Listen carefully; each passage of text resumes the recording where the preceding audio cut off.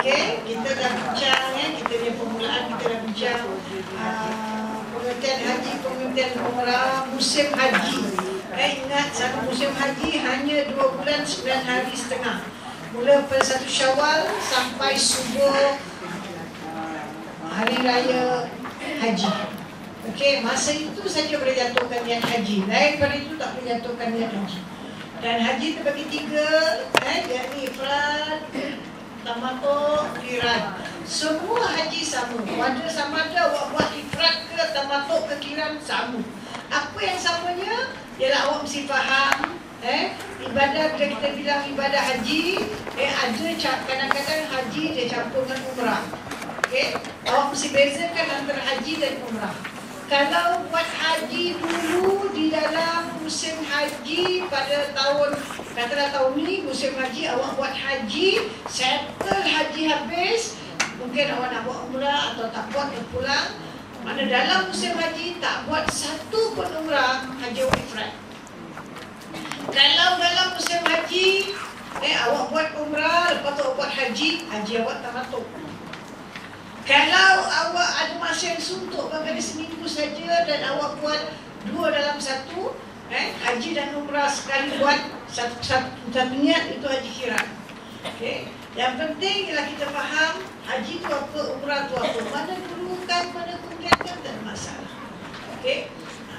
Umrah kita buat hanya beberapa perkara yang ringan, yakni haji dan umrah rukun pertama sama, yakni niat. Bab niat kita belum bincang. Okey. Cuma kita cakap haji atau umrah mesti didahului dengan rukun pertama, tak ada perbezaan, ada niat. Kemudian kalau umrah lepas niat tak boleh buat lain, mesti ada tawaf. Tak boleh buat sa'i dulu ke tahlul dulu, tak boleh. Mesti tawaf dulu. Lepas tawaf, sa'i. Lepas sa'i, tahlul. Lepas tu habis. Yang kelima ialah tertib. Bermakna dalam umrah awak tak boleh langkah. Okey? Awak mesti ikut peraturan niat, lepas tu tawaf, sa'i, tahlul. So niat dalam hati. Lepas tu buat yang pekerjaan yang nampak pada mata cuma 3 saja. Tawaf, sa'i, tahlul. Okey? Niat dalam hati. Nombor 5 tertib. Okey? Kalau awak tak dapat tawaf, awak tak boleh buat yang lain. Dan umrah dia tak ada tahlul awal, tahlul sani, nafar awal, nafar sani, semua tak ada. Ini aja. Dia tak ada pergi Arafah, dia tak ada pergi melontar, dia tak ada tawaf kudum. Ini semua tak ada. Okey? Itu umrah. Tapi kalau haji, sama juga tadi niat, betul, sama.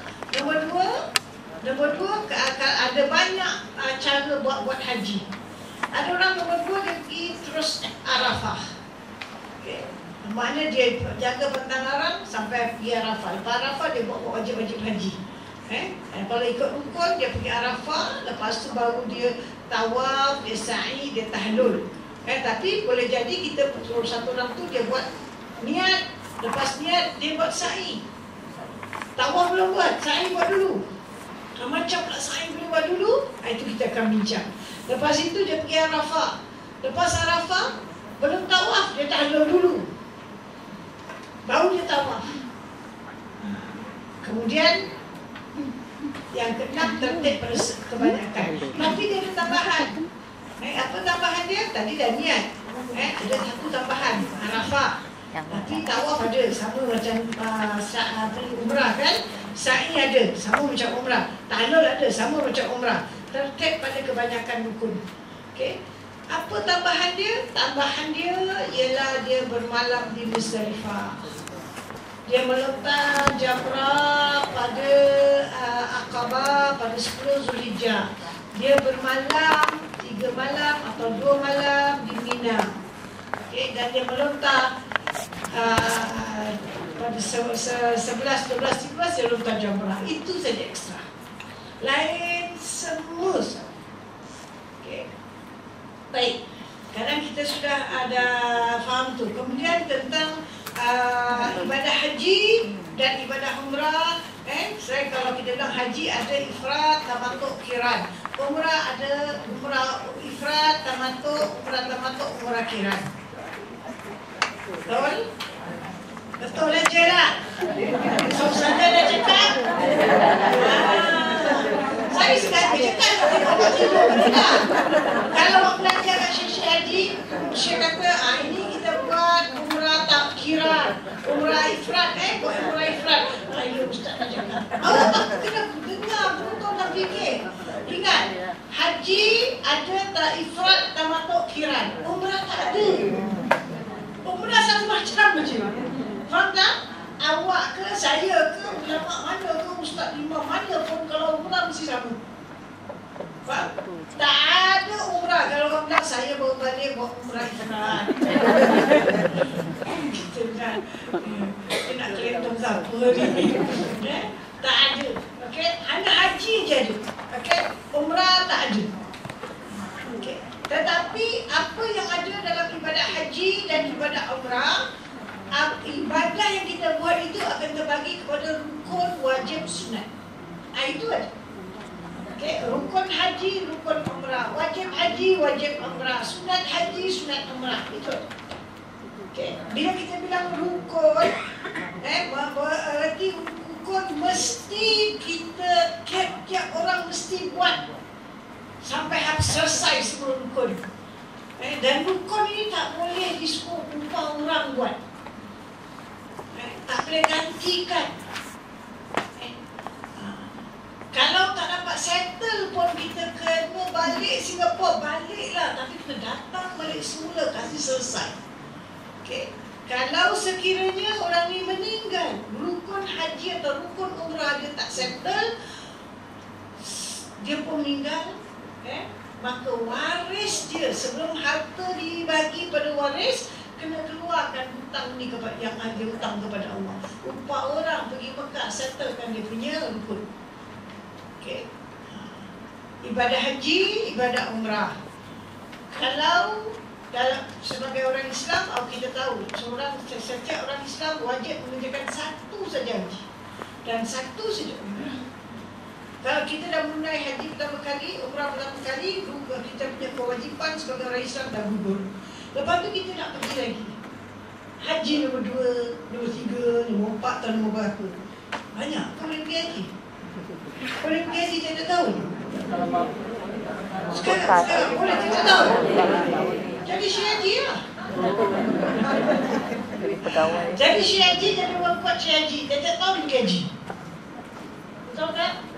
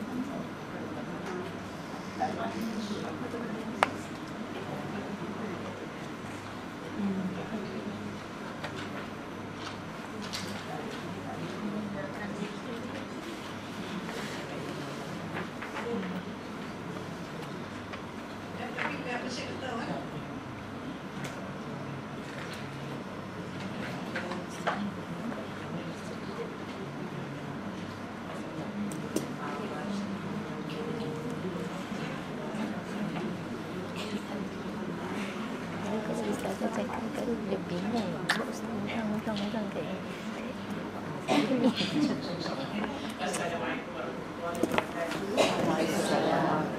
Alhamdulillah, tujuan saya di sini hari ini adalah untuk bertemu bagi pihak Mufti Kemboja. Di Kemboja pada hari besar atau Ilif, mereka diberi, menurut kata Mufti lah, saya sedikit saya menerangkan, mereka diberi, Mufti itu diberi gaji sedikit sahaja, cukup untuk keluarga lah. Tetapi dia diberi kebebasan untuk mentakbir rakyat yang beragama Islam di Kemboja, tetapi tidak ada peruntukan, tak seperti kita di Singapura. Jadi apa-apa yang mesti nak buat, kena keluar duit sendiri, kena cari duit sendiri. Jadi satu daripada ini adalah tujuan utamanya untuk pendidikan Jadi anak-anak di sana mereka bersekolah tidak ada yuran, buku pun kena keluarkan. Maknanya kita mesti kena keluarkan buku percuma. Sebab mereka tak ada kemampuan. Kalau kita pergi sana memang tak sangat. Kalau sekali-sekali boleh ke kemudian kita tengok keluarga kita di sana, orang Islam di sana memang kasihan sangat. Jadi itu kita nak bantu. Dan apa yang saya tahu dan saya pernah ke sana, gaji seorang guru yang dibayar oleh kerajaan $50 US. $50 tu lebih kurang $60 lah gitu Satu tin air mereka $1. Satu air tin yang kita minum di Coca-Cola ni, kalau kita fikirkan $50 itu berapa sebenarnya? Gaji itu yang ada kelayakan yang kerajaan bayar di sekolah madrasah. Ada kita ambil madrasah kerajaan dan kerajaan kampung lain. Jadi yang di madrasah ni guru-guru tidak ada gaji. Ada satu kampung tu saya pergi 100 murid, dia mengajar seramai 100 murid, 50 pagi, 50 petang, hanya seorang guru handle, kemudian tidak ada gaji. Bayangkan nak bantu anak ini yang tak ada yurannya, buku pun kita nak keluarkan sendiri, guru tak ada gaji. Jadi kita minta sangatlah sokongan, bantuan daripada hadirin. Saya dah minta izin kepada pihak masjid. Alhamdulillah dia benarkan dalam waktu 4 minggu lah. Maknanya minggu pertama, kedua, ketiga, keempat, ada sesiapa yang nak menerima boleh masukkan di dalam sini. Ataupun kalau katakan ada yang nak menerima lebih, perlukan resit, insyaAllah saya akan bagi resit. Saya wakil daripada Mahaduriyat, kalau saya dengar di Wisma Indah, kita boleh beri resit lah. Kalau sekiranya jumlahnya banyak, kalau tidak masukkan dekat pasar kita ada 5 kursi 2 tu yang ada belajar ngaji, dia ada ngaji. Ada dekat luar. Itu dekat pasar tu. Ataupun you tak payah tunggulah after 4 lepas 4 minggu, nanti berapa yang kita tak collect.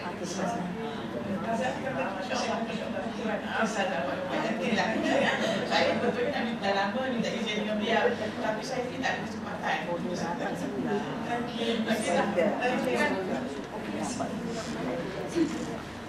Okey, kita ada 4 minggu. Kita tak payah kalang kabut. Kita nak buat balik, cari bawah bantal ke bawah mana.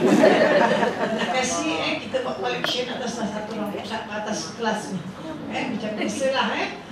Siapa handle? Monitor lah. Monitor ni kerja. Balik ambil. Jadi awal kalau tak buat duit pun tak sebenarnya. Kita ada 4 minggu kan. Nanti awak balik, awak kita pasal kalau tiap minggu kita collect apa ni, kita kasih kesian dia akan datang tiap minggu kan. Okey. Apa tadi kita bincang? Kita di bahagian rukun Bila bilang rukun, awak mesti lakukan. Dalam ibadah haji dan umrah belum buat. Ini haji nombor kedua ke, pertama ke, kelima ke, ke-10 tak kisah. Tadi saya tanya, boleh tak kita pergi haji tiap-tiap tahun? Awak jadi syekh haji ke? Faham tak? Atau jadi pegawai yang disukai oleh syekh haji? Jangan bawa awak tiap tahun.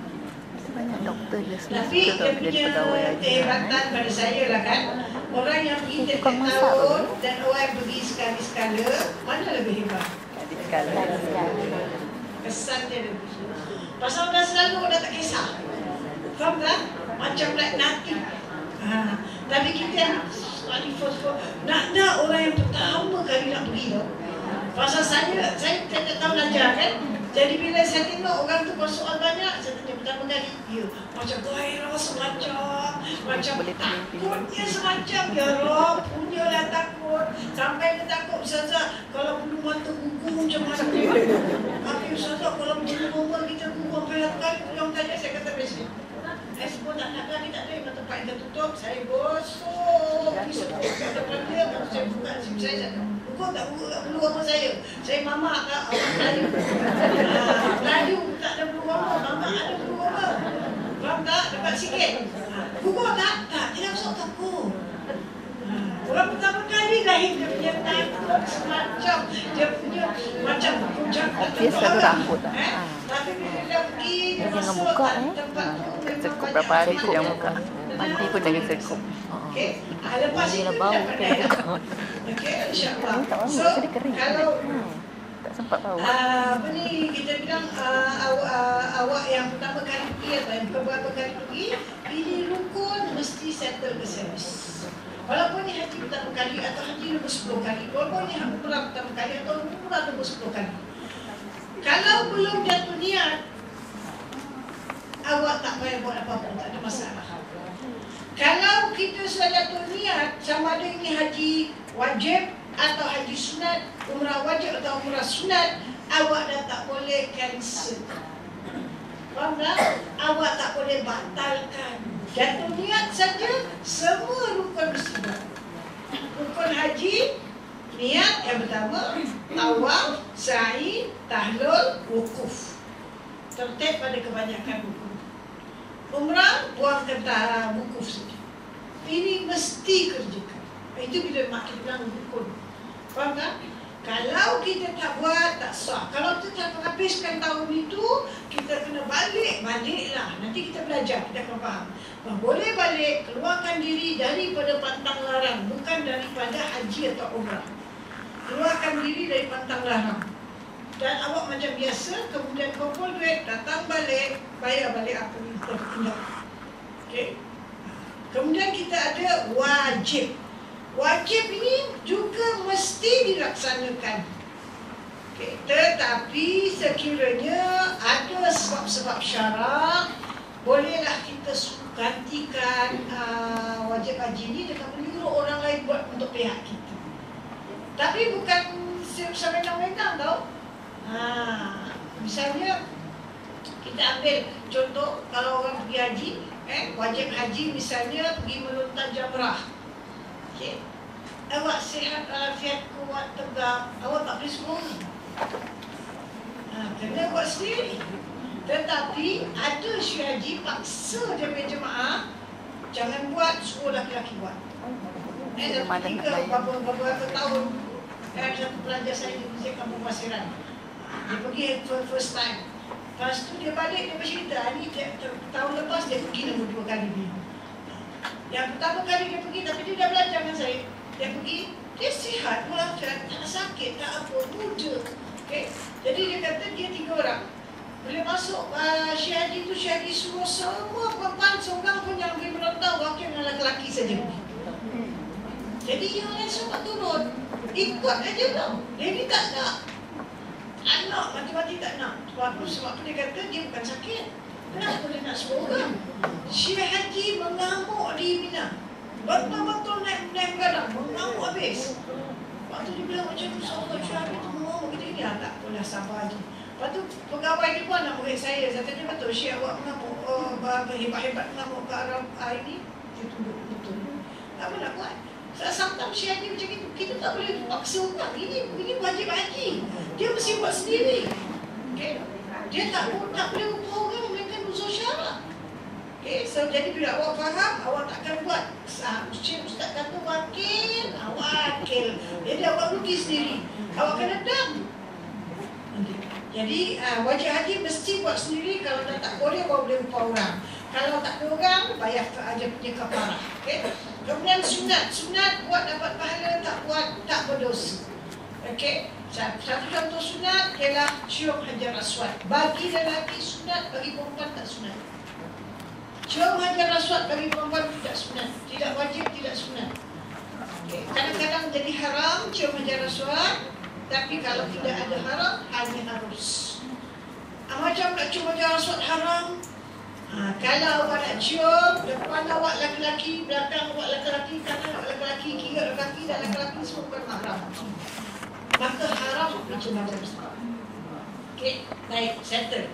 Kemudian kita kat sini awak tengok awak punya raja, di muka surat 8 ada raja wajib-wajib haji dan ada raja rukun haji dan ada raja rukun umrah.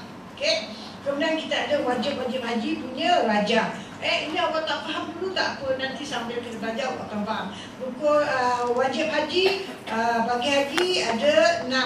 Niat ihram di miqat. Okey. Tak faham apa yang dia cakap niat ihram di miqat, no problem. Kita belum masuk bab niat. Okey. Kemudian bermalam di Muzdalifah. Muzdalifah kat mana Melontar jamrah kubra. Kubra? Kita tahu Aqabah. Bila jadi kubra? Never mind. Bermalam di Mina. Mina kan Muna. Sebab kadang-kadang dibaca Muna, kadang-kadang dibaca Mina. Okay. Kemudian melontar 3 jamrah pada hari Tasyrik. Meninggalkan segala larangan. Tak apa, kita akan belajar. Umrah, dia punya wajib cuma 2. Niat di miqat dan meninggalkan segala larangan dalam masa ihram. Ini kita kena bincang betul-betul masa miqat. Kalau tidak, dia awak tak faham. Kemudian umrah, dia punya rukun dan wajib semua dekat. Baik, hari ini sekarang kita dah dapat dia punya bayangan sikit saja bukan banyak. Banyak awak dah tahu. Kita macam kita belajar ni macam kita tak tahulah konon-konon. Faham tak? Tapi banyak orang dah tahu. Tapi kita nak belajar daripada daripada bawah mau naik ke atas. Jadi kita mula dengan hari kita nak keluar rumah. Adab-adab kemarin kita dah belajar kan? Yang kita pergi dengan duit halal, ingat tak? Pergi dengan duit halal, dengan ilmu. Kita pergi dengan ikhlas, dengan taubat, dan kita pergi cari teman yang soleh atau soleha. Kalau lelaki cari soleh, kita pergi minta redha ibu bapa kita, mak mentua, bapa mentua kita. Kalau pergi suami isteri pun, kita minta maaf, minta redha dengan suami isteri, minta redha dan maaf pada suami. Dan kita beritahu adik-beradik kita dan keluarga yang terdekat. Jangan sampai orang luar kasih tahu mereka kecil hati, kita nak membakar. Jangan kasihkan kecil hati.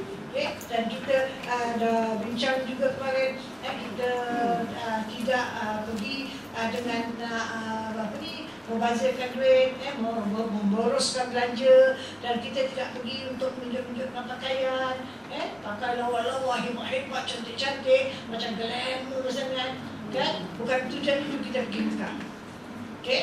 Bukan untuk glamour. Okay? Dan kita banyakkan ibadah dan itu semua ada adabnya, kita dah bincang. Sekarang dah sampai harinya. Mana ada adab itu dah buat dulu tau. Faham tak? Minta redha mak bapak, minta maaf dengan suami. Sebab ada orang dia kurang ilmu lah. Jadi dia semua tak turunkan syekh haji dia. Okay?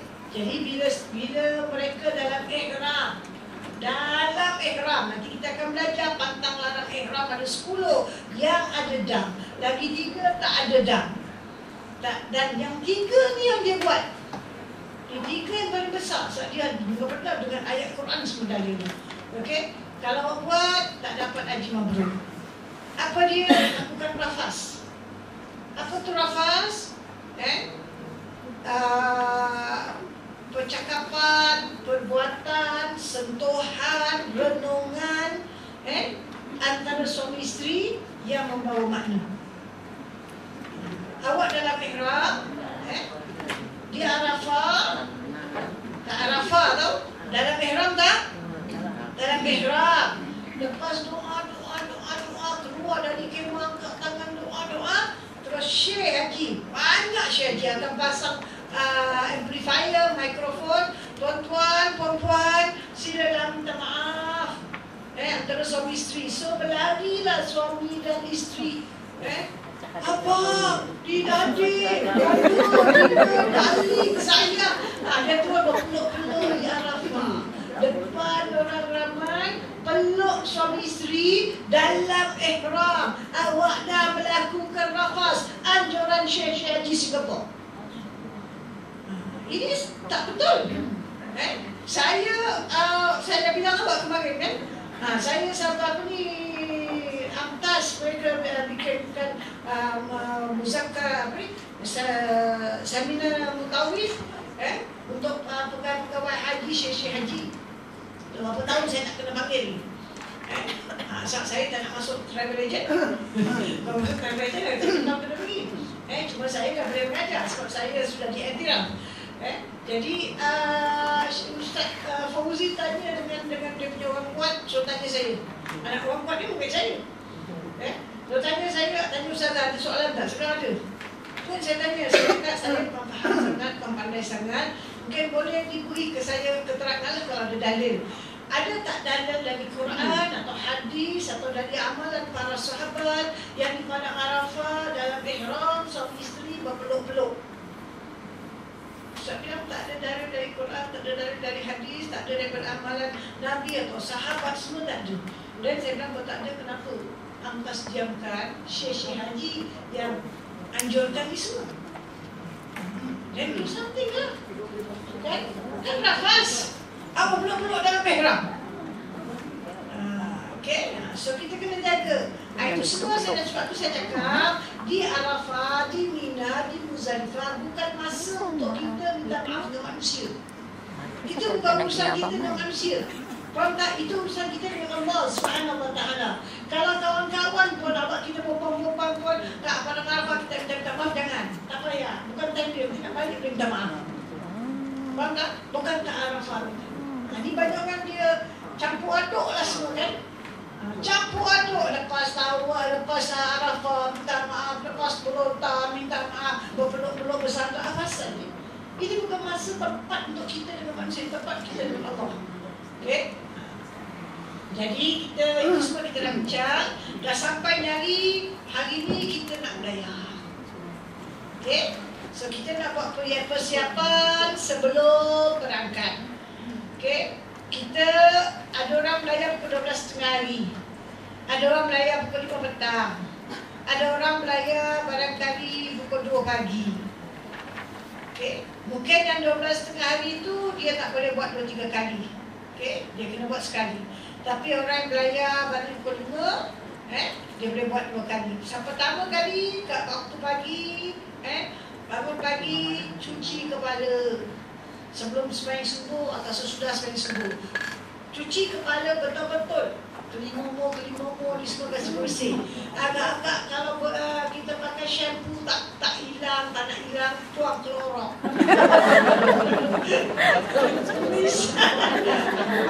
Saya sangat. Jadi kita bersihkan kepala kita, tak gatal, bersihkan kepala kita. Kalau awak tak orang telinga banyak, 2-3 hari sebab tu cuci dululah. Dan itu cuci lagi. So kita dah bersihkan kepala. Okay? Kemudian sampun seluruh badan daki-daki. Kadang-kadang kita ni berdaki tau, kita tak perasan. Awak tanya orang lain, sendiri tak nampak. Okay? Cuba tanya anak ke siapa, tengok mak punya leher kau hitam tak? Kalau anak kat tepi sini hitam, kat sini hitam, daki. Daki pasal kita gini kan. Jadi kita tak sental. Kalau kita orang putih tu dia ada special sponge, kita gosok, dia tak tahu ni apa semua kan. Jadi kita kena bersihlah daki kat badan. Kadang-kadang kita ni yang solat ni pun kalau pakai basuh telinga, belakang telinga ada daki. Nak tahu ambil tisu ke ambil tualan, kesam belakang telinga hitam sikit. Okay. So disuruh kita bersihkan semua daki-daki kat badan. Cuci kepala, bersihkan daki-daki kat badan, minta maaf cakap, siapa yang bulu ketiak, bersihkanlah bulu ketiak. Bersihkan bulu ketiak ni bukan pasal kita nak pergi Mekah, Haji dan Umrah. Dia masuk dalam bahagian fitrah al-kishat. Mana perkara semula jadi yang ada pada manusia mesti dibersihkan. Okay? Bulu ketiak dan di mana-mana tempat yang tercemar lah, semua kena bersihkan, bukan masa pergi Haji dan Umrah. Okay? Tapi jangan buat macam orang muda buat. Dia pasal nak pakai bikini. Dia orang tua kita tak ada cakap betul lah. Kalau budak muda, yes, banyak orang muda buat. Kadang-kadang anak-anak dara gitu. Pasal dia nak pakai bikini, jadi dia nak cantik lah. Dia tak nak hutang bimbo. Jadi dia pergi buat Brazilian wax. Tahu Brazilian wax? Dia kangkang. Kangkang perempuan, tahu kalau dia punya ubat kabel sampai tarik gentak sampai bersih. Haram. Ada orang berdebat dengan saya, dia kata kita buat bukan untuk nak pakai bikini, untuk suami. Dan suami buatkan awak atau awak sendiri. Perempuan lain tak boleh buatkan awak. Haram. Okay? Ini banyak orang muda-muda sekarang buat. Okay? Anak dara buat. Kalau saya satu anak dara dia buat. Okay? Bila saya terang, Dia kata apa ustazah ni kolot pakai tudung panjang, kolot faham pula. Yang ada tak faham. Okay? Bila saya tangkap dia tak happy. Habis belajar dia jumpa saya. Lepas pada tu tak nak belajar lagi. Dan saya sentuh pada Zero Max. Saya bilang ni haram punya perbuatan. Awak tak boleh tunjuk kemaluan awak kepada walaupun dengan perempuan. Kecuali ada sebab awak tak sakit. Pasal awak nak tempat tu bersih, awak nak kaki begini, awak nak tunjuk orang haram. Okay. So budak perempuan ni quite modern lah. Dia kata, saya still try nak usaha. Tapi lepas tu dia tak nak belajar. Tak apalah pun nak buat. So kita bila pun disuruh bersihkan tubuh badan kita. Okay? Dan jangan pula kata dia pun teruk ke bulu ketiak dia bukan main lebat. Ada buat ingat kita ada orang suka kalau bulu ketiak. Okay? Ada orang memang tak ada bulu ketiak. Ada orang memang ada bulu ketiak. Nak kalau mama-mama ni. Agak-agak mama-mama bulu ketiak ada lebat. Tapi tak semualah. Ada orang tak ada betul. Tak ada bagus tak ada. Ada orang dia kena pakai macam-macam untuk hilangkan bau badan. Ada orang tak payah pakai, memang tak ada bau kat badan dia. Okay? Itu masing-masing punya. Jangan rasa bangga. Kadang-kadang Allah uji kita dengan bulu ketiak dia kalah. Betul dia cakap. Dengan bulu ketiak je awak kalah. Awak ada bulu ketiak, semua ada bulu ketiak. So awak pandang dia macam kotor lah, hina lah, jijik lah. Awak hebat, tak ada bulu ketiak, awak tak ada bau. Siapa yang kasi dia punya bulu ketiak? Dia yang tak. Kita boleh tak kabur. Kita tak kabur, rasa diri hebat kan? Aku bersih. Kita punya orang dia tak tahu tak ada bulu ketiak. Dia orang tu siapa yang cipta? Siapa cipta? Allah. Jaga permainan halus syaitan. Okay? So kita nak pergi bakal bersihkan ini semua. Kemudian potong kuku. Ini juga fitrah al-kisham. Kita disuruh selalu potong kuku. Jangan kuku panjang. Sangat perlu kuku panjang. Kalau awak punya kuku panjang, awak istinja, luka, berdosa awak. Akan tak adalah sikit luka. Biasalah, bukan luka. Walaupun sikit, berdosa. Kukuk panjang. Dan kukuk panjang, barangkali hidung awak sakit ke apa, nak kok hidung ke apa, sekali luka kat dalam berdosa. Sebab kukuk panjang. Satu Islam tak pernah izinkan lelaki maupun perempuan kukuk panjang. Okay? Kalau memudaratkan haram, kalau tak memudaratkan makruh. Alah, makruh. Kalau awak ambil ringan macam itu, takkan dapat syafaat Rasul lah. Okay? So, potong semua kuku, kaki dan tangan. Hari ni raya bagi dah buat laki-laki andam janggut. Dan misai ni kalau ikut sunnah Nabi, orang laki-laki tak ada misai. Dia janggut saja. Tak ada misai. Ini Yahudi macam tu. So awak kalau tengok, kalau awak tengok orang-orang mazhab Hanafi terutama. Okey. Awak kalau tengok dia orang ada janggut. Tapi dia tak ada misai. Kalau ikut sunnah Nabi, tak ada misai. Okey, bukan siap dengan misai, dengan janggut. Yang ada janggut sampai naik ke kat sini. Kan, sampai situ. Bawah ni dah panjang. Sampai bawah sini. Panjang. Lepas tu, tak cukup harap. Pasal tak siul keluar. Kan? Ini tak ikut sunnah. Okay. Orang ikut sunnah, awak tengok muka dia, dia berjanggut. Tapi awak mesti dapat tengok muka dia. Ada orang tak dapat tengok muka dia lagi kan? Yang akan tengok janggut dia tu. Tahu tak? Ini tak tengok sunnah. Kalau ikut sunnah, muka nampak. So awak tengok, kalau awak tengok setengah orang yang rajal, kalau saya suka tengok mereka punya sini semua, pipi dia semua kita boleh nampak. Janggut dia semua kat bawah sini. Faham tak? Dan janggut dia tak panjang sangat. Sekadar one piece. Okay? Dan dia trim. Cantik. Jadi kita tengok pun senang. Walaupun dia berjanggut, dia senang. Okay? Orang kita, orang Melayu kita yang suka, orang Asian suka dengan misai-misai. Arab setengah pun misai sebab dia bukan mazhab Hanafi. Kalau mazhab Hanafi dia kuat pegang pada sunnah Nabi. Dia tak ada misai. Dia ada janggut. Okay. Baik. So, potong kuku, andam janggut, misai dan sebagainya, mana boleh dah buat pagi-pagi. Mana dah cuci kepala, semua sudah. Ni kalau orang nak beraya pukul 12, barangkali dia kata saya lepas balik subuh, saya bersihkan diri saya semua ni semua. Sebab pukul 12 kereta, pukul 9 dah nak pergi airport, pukul 10 bisa dekat airport. So pagi-pagi potong semua, bersihkan diri, ataupun malam pun boleh. Sebelum subuh bersihkan seluruh tubuh badan. Ini yang belayar pukul 12 punya. Dia bersihkan tubuh badan, jadi pukul 9 ke apa dia terus mandi. Kalau dia nak masuk ke Mekah dulu, dia mandi sunat ihram.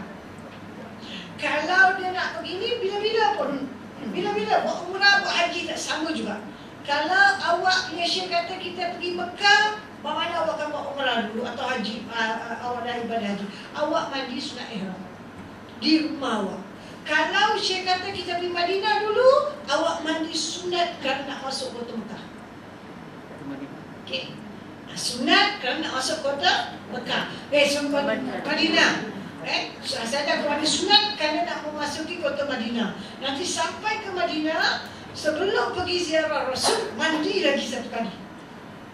Mandi, itu mandi sunat kerana nak ziarah Rasul. Okey. Ini yang kalau pergi haji atau pergi umrah, pergi Mekah, dia akan mandi sunat ihram. Okey. Jadi kalau orang yang pukul 12, barangkali dia dah berhabiskan bersih semua, terus tu mandi. Saja aku mandi sunat ihram kerana Allah Ta'ala. Kalau pergi Madinah, saja aku mandi sunat kerana masuk kota Madinah. Lepas dia mandi, yang nak pergi Mekah ni pakai ihram, yang nak pergi Madinah pakai biasa. Tapi selepas tu semua akan sembahyang sama sembahyang sunat musafir.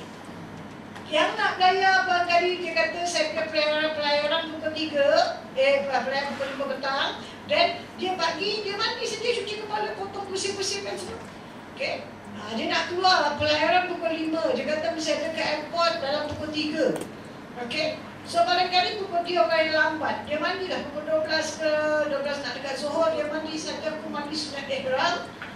Okey, dia dah tak payah cuci kepala dia kan? Semua dah bersih kan? Mandi saja aku mandi sunat ihram kerana Allah Ta'ala. Kalau dia nak pergi Madinah, saja aku mandi sunat kerana memasuki kota Madinah kerana Allah Ta'ala.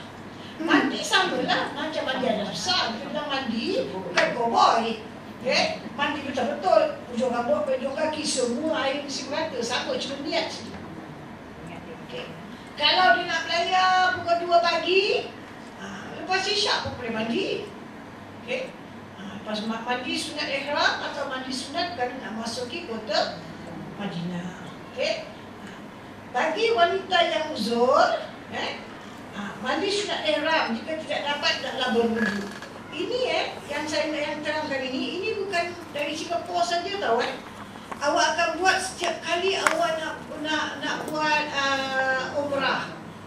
Setiap kali awak nak jatuhkan niat, awak kena bersihkan diri dulu. Okey? Jadi kalau kadang-kadang ada orang dia tak dapat angkat dapat mandi, maka dia angkat wudu. Katalah awak dah dari Singapura, awak dah terus di Mekah, awak dah settle umrah pertama. Okey. Ni awak nak pergi umrah pertama. Okey. Lepas tu awak nak buat umrah nombor 2. Atau awak pergi masuk dengan niat haji ifrad. Okey. Awak masuk, awak terus dan niat ihram terus sampai kat Mekah, awak tak boleh buat umrah melainkan selesai ibadah haji. Okey. Bila awak nak buat umrah, orang yang datang dengan buat umrah atau haji tamattu, dia lepas masuk dengan umrah, lepas tu nak buat umrah nombor 2. Orang yang haji ifrad, lepas ibadah haji dia baru nak buat umrah. Setiap kali nak buat umrah, awak bersihkanlah diri awak dulu. Kalau ada kotor rambut, cucilah rambut tu. Kalau ada kuku panjang, potonglah. Bersihkanlah apa-apa berketiak dan sebagainya. Lelaki andamlah semuanya. Mandi di mana? Di hotel dia. Di hotel di Mekah. Dan lepas dah mandi sunat ihram, keluar dari Mekah ke tanah halal, kita akan bincangkan nanti untuk jatuhkan niat. Kalau awak dari Madinah, dari Singapura, awak mandi sunat kerana masuk kota Mekah, di kota Madinah, kemudian dah angkat terbang tak ada pakai ihram ihram, tak ada niat sampai ke Madinah, masuk sampai masjid hotel kat Madinah, bersihkan diri semua, baru masuk jumpa Nabi. Dan awak duduklah 8 hari ke 3 hari ke 2 hari ke berapa hari, kemudian awak nak keluar dari Madinah, nak pergi ke Mekah. Sama ada awak nak pergi ke Mekah untuk ibadah haji atau nak pergi ke Mekah untuk ibadah umrah. Awak mandi, bersihkan diri, potong kuku dan sebagainya di hotel Madinah. Faham tak? Lelaki dan perempuan. Lepas tu keluar daripada Madinah 10 kilometer saja. Sekejap saja, tak sampai setengah jam, awak akan dibawa ke satu tempat nama Zulhulaifah. Dan di situ awak akan jatuhkan niat haji atau umrah. Okay, so bermakna setiap kali kalau awak buat 10 umrah, awak akan mandi 10 kan. Okay, awak kalau nak buat 10 umrah, mandi 10 kali, bersihkan diri. Kalau nak ketik kuku, kalau awak buat bangsa selang-selang hari, kuku panjang sikit dah boleh ketik. Kalau kuku pendek tak payah.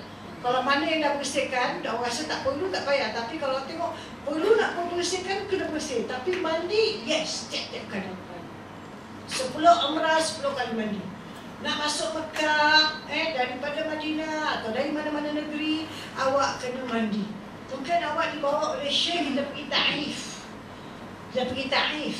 Okay? Lepas Taif, Syekh barangkali kata kita pergi ke Miqat. Karnu Manazil Irken. Okay, atau Karnu Manazil.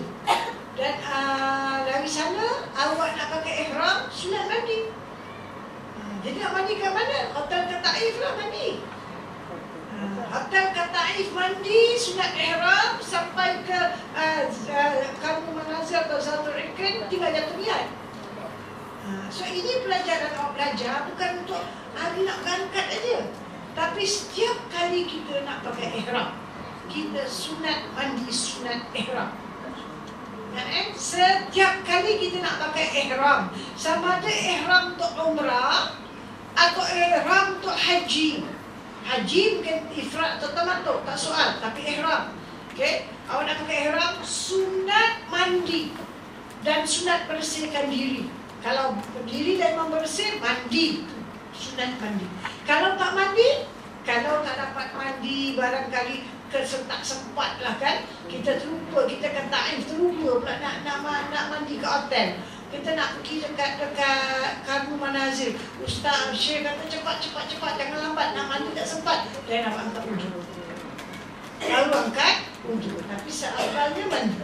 Dan bagi wanita-wanita yang uzur, tetap sunat mandi, sunat ihram. Perempuan dalam haid pun mandi sunat ihram. Sebab bezanya mandi sunat ihram dan mandi hadas besar. Apa beza dia? Apa beza antara mandi sunat ihram dan mandi hadas besar? Hadas besar ada berapa? Hadas besar ada berapa? Tengoklah gambar saya. Saya dah tunjuk 5 kena mandi sendiri. Apa dia kena mandi sendiri? Keluar mani, junub, haid, nifas, wiladah. Kalau awak nak suruh orang mandikan, mati dulu. Okey, awak mati, orang mandikan. Awak hidup, awak mandi sendiri. Okey, ini kita bilang hadas besar. Okey. Kalau kita ada hadas besar, kita mandi. Bila kita mandi tu, mana kita angkat hadas kan? Bila kita yang hadas terangkat, apa wajib atas kita? Niat mesti. Kalau kita dah mandi hadas besar, apa perkara wajib atas kita? Solat lah. Betul tak? Mandi hadas besar mewajibkan solat.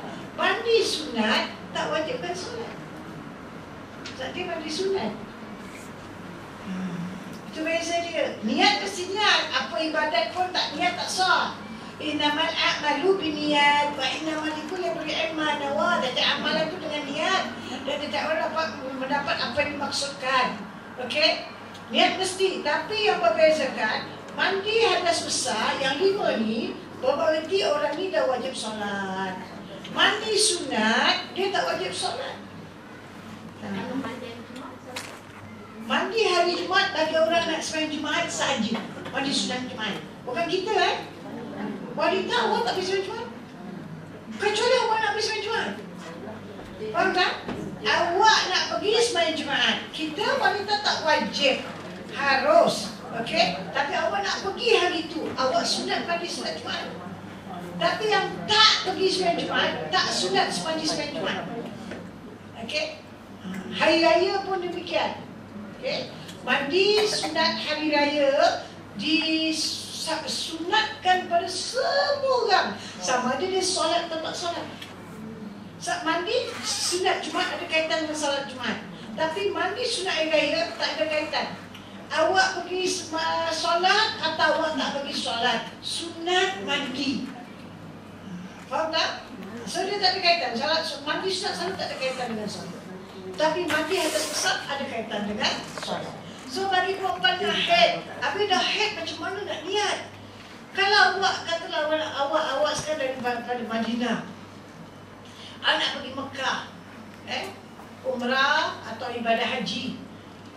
Kalau awak kata saya mungkin, kalau ni haji lah, saya mungkin sekarang nak pergi Arafah, lepas tu pergi Muzdalifah, Mina, mungkin dalam uzur. Tapi mungkin dah sampai Mekah, hari ke-7 tu saya akan bersih. Jadi awak kena niat. Kalau awak tak niat, awak tak dapat ibadah haji. Okay? Tapi saya tak nak mandi, tak pulanglah pada awak. Nanti 5 hari tak mandi. Baik mandi sekarang kan? So orang ini dia dalam haid, dia wajib tak niat. Dia sunat mandi tapi dia wajib niat. Dalam haid boleh niat haji, wajib niat haji. Tak niat haji tak dapat haji. Nanti dah subuh pagi raya haji, awak dah tak boleh niat lagi. Faham tak? Okay. Kalau dia pula kata saya daripada Madinah, saya nak pergi Mekah, saya haid, agak-agak boleh kering tak? Agak-agak boleh kering tak? Rasa-rasa boleh. Dan niatlah. Niat, jaga pantang larang. Bila bersih, mandi. Lepas itu buat umrah awak. Okay? Kalau awak kata, saya takut saya masuk, nak buat umrah, tak sempat, tak bersih time. Okay? Kalau tak bersih time, awak niat bersyarat. Kita akan belajar niat bersyarat. Nanti awak tak bersih, tak apa. Awak boleh keluarkan diri dari pantang larang, ada syarat dia. Dan awak yang kali datang lagi, khabar akan soal ini. Itu yang saya tak ada, nak ada khabar ni. Jadi awak masuk tak nak niat? Tak nak niat. Okey, masuk tak nak niat. Lepas itu awak misalnya bersih pula. Habis awak nak jatuhkan niat kat mana? Umrah forever, bila-bila pun bila-bila. Niat umrah tak boleh buat kat Mekah. Hanya niat haji saja boleh. Okay, kecuali awak orang Mekah. Okay, awak mesti niat umrah di tanah halal. So awak kena pergi tanah halal. Tanah halal mana nak pergi? Saya pergi Tanah Ain. Boleh? Saya kau kambing dulu. Langgar mikah.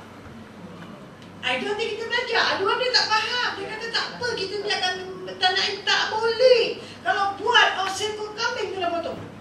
Langgar sempadan. Saya tulis semua mesti ada ilmu kan. Banyak orang tak faham. Tapi orang yang tak faham kadang-kadang dia suka bertanya. Saya baru-baru ni pun ada kawan saya. Saya tengah mengajar dia. Telefon saya bunyi. Saya tengah buat driving. Tak angkat. Tu masa tempat kelas mengajar. Tak angkat. Sampai saya balik rumah. Agaknya berapa kali dia bunyi. Saya sampai saja, bunyi lagi. Saya angkat. Saya tak nombor ni macam tak nak nombor lain. Saya pun angkat dari Mekah.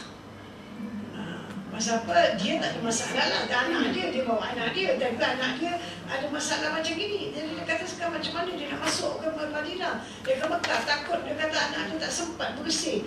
Mungkin sempat, mungkin tak sempat. So saya kata, oh okey. Dia bilang, dia memang ada tapi dia ragu-ragu. Dia ragu bukan dia ada ilmu tapi dia ragu. Dia telefon saya, gini jaga dia. Awak boleh niat ke Tanah Ain, 1 ekor kambing awak kena potong. Okey. Kadang-kadang bila kata, okay, saya cakap terus terang, Syekh tak terangkan habis-habis. Banyak perkara Syekh tak terang habis-habis. Satu contoh, orang dalam haid boleh tawaf tak? Banyak orang buat. Pasal cik kata tak apalah awak jaga, jangan cuci, orang tu tahu. Tak apa, tak apa pasal Hanafi. Dia cakap itu aja. Tapi orang Hanafi tu, awak suruhlah dia masuk masjid, dia tak masuk. Orang Hanafi sah tawaf dalam haid, tapi haram masuk masjid. Macam mana nak tahu tak masuk masjid? Kalau awak masuk juga, awak dah bukan dosa kecil, dosa besar. Dan awak kena kafarah, sembelih seekor unta, bukan kambing. Syekh tak pun terangkan. Okey. Satu kita kena faham sendiri. Jadi kita ni bukan khusus haji Ni pelajaran kita satu kita buka habis-habis semua. Jadi awak faham. Okey. So bagi perempuan yang kita cerita dalam Singapura dulu awak ni sekarang nak pergi mana? Saya nak pergi Mekah. Mana nak buat umrah kan? Awak mandi sunat ihram. Dalam haid, yes, mandi. Saya nak pergi Madinah. Nak masuk kota Mekah kan? Di kota Madinah kan? Mandi sunat. Kerana nak masuk kota Madinah. Orang haid tak ada masalah. Sebab awak tak disuruh solat. Faham tak? Awak hanya suruh bersihkan diri. Kita dapat tak? Yang tadi maka adas besar, wajib adas tu kan? Mandi tu jadi wajib, dia mewajibkan solat. Tapi yang ini mandi sunat, mana bersihkan diri. Awak cuma sekadar bersihkan diri, bukan nak suruh buat solat. Kalau ada solat pun mungkin sunat. Jelas tak ni? So ingat ini setiap kali kita nak buat umrah, setiap kali 10 umrah, 10 kali mandi. Kalau dekat Madinah, kat Mekah. Okey, bersihkan diri. Kalau dekat Mekah, awak tak boleh jatuhkan niat di Mekah. Awak mesti keluar ke tanah halal. Kalau dari Madinah, awak jatuhkan niat di miqat yang Nabi tetapkan. Di mana Nabi tetapkan? Awak mandi di hotel Madinah, bersihkan di hotel Madinah, keluar dari Madinah 10 km saja.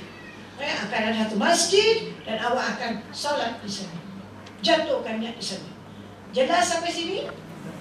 Jelas? Ada soalan? Saya senang kalau awak soalan. Kadang-kadang saya terlupa nak cakap. Angkatnya tangan siapa yang tak faham apa-apa Kalau dah faham, saya jalan. Jalan terus. So awak dah bersihkan diri, nak mandi sunat ihram. Okey? Baik. Ini masih kat Singapura Kita bercerita ni masih kat Singapura. Nombor 3, bagi lelaki afdal pakai pakaian ihramnya putih. Afdal bukan makna wajib. Diutamakan. Faham tak? Diutamakan lelaki pakai ihram warna putih. Kalau lelaki tu pakai bukan putih, sah ihram dia. Macam pakai ihram tu nanti kita belajar lah kain tak jahit, tak ketembung, bukan sebutan kita belajar.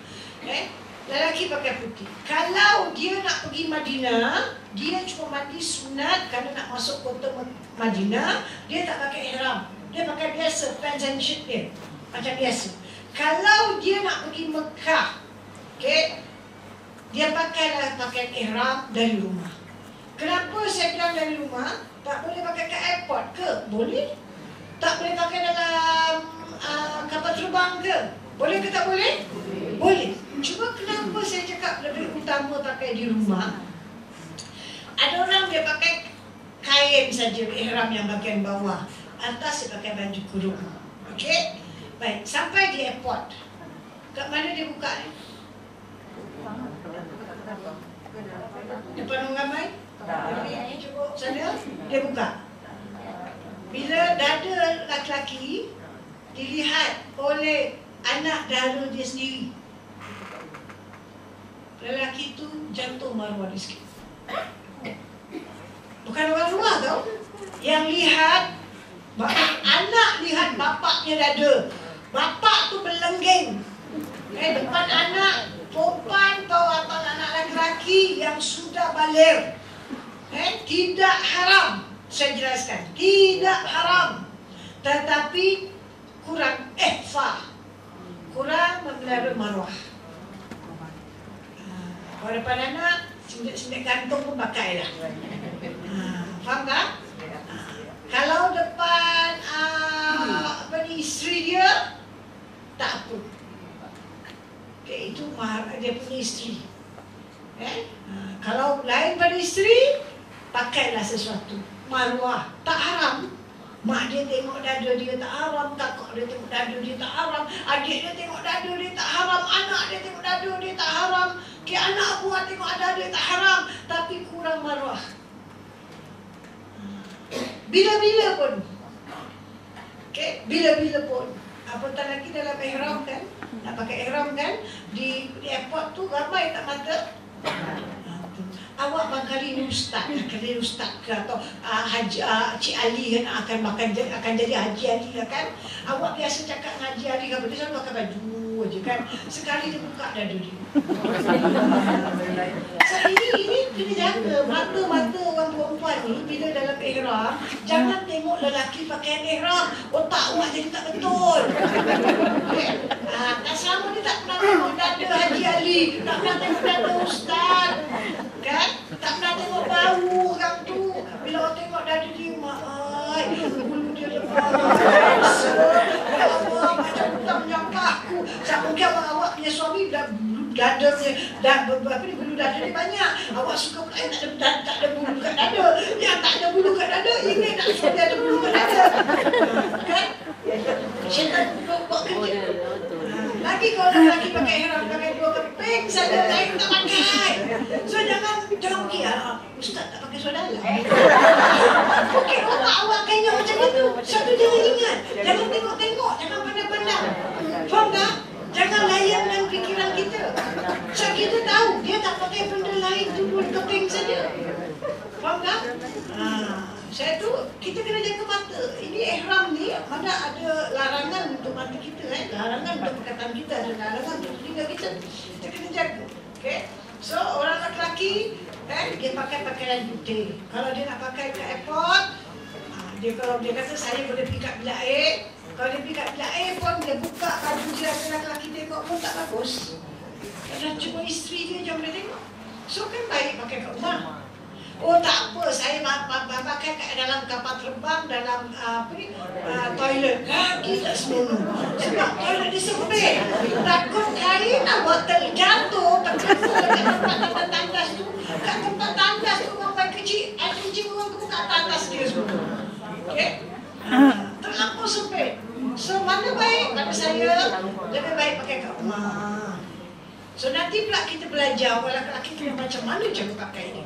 Kita bukan nak tahu, bahagian dada especially. Okay? Orang perempuan, afdal putih dan atau gelap. Kita kalau pergi Mekah Madinah, kita tahu orang kat Mekah Madinah satu terbagi 2. Yang satu pakai gelap, yang satu pakai putih. Yang pakai putih Asian. Malaysia, Singapura, Brunei ni semua putih. Tapi yang pakai gelap Arab. Okay? Pakai hitam. Gelap lah. Jadi kita, mana satu nak pakai, suka hati awak lah. Itu masing-masing, kita tak paksa. Saya memang cakap terus terang lah, saya tak pernah buat telekong pergi. Saya kat rumah pakai telekong. Tapi kalau pergi Mekah, saya everything black. Selendang hitam, semua hitam, tak ada kita orang tengok semua hitam. Jadi, bila saya pakai hitam, pertama, pakai hitam ni pada saya, tak nampak kotor secepat. Faham tak? Tak nampak kotor cepat. Jadi kita dari segi abuk tu kita selamat lah. Kedua, dengan pakai hitam tu boleh menyelip mana pun. Saya boleh duduk orang Melayu, saya boleh duduk orang Arab, saya boleh duduk orang Pakistan, semua saya boleh. Saya tak boleh duduk orang Turki saja. Saya pernah duduk, kita tengah kuas main suku, kita tengah zikir, grup masuk, orang Turki dah kelilingkan saya. So, bila Turki dah kelilingkan saya, saya tak boleh lah. Orang Turki dengan kita lain beza. Saya boleh duduk orang Arab, orang tak tahu saya bukan orang Arab. Saya boleh duduk orang Pakistan, orang tak tahu saya bukan orang Pakistan. Okay? Tapi bila duduk orang Turki, nampak beza. Sebab saya tinggi, dia pendek sikit. Saya gemuk, dia montok. Kau tahu? Gitu. Lepas tu dia duduk. Dan dia pakai uniform, dia tak pakai hitam. Dia tahun-tahun tukar. Kadang-kadang hijau, kadang-kadang kelabu. Dia tak pernah pakai putih ke cara. Kalau Turki jangan putih, dia kelabu hijau macam warna lain. Apa ni, dia tak pakai hitam.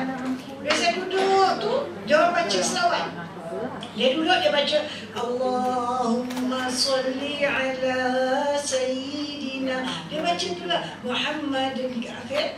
Saya pun baca sama-sama. Dia baca tu saya ikut baca. Dia tengok Turki lah. Saya tengok kan Muslimah. Satu lagi datang baca.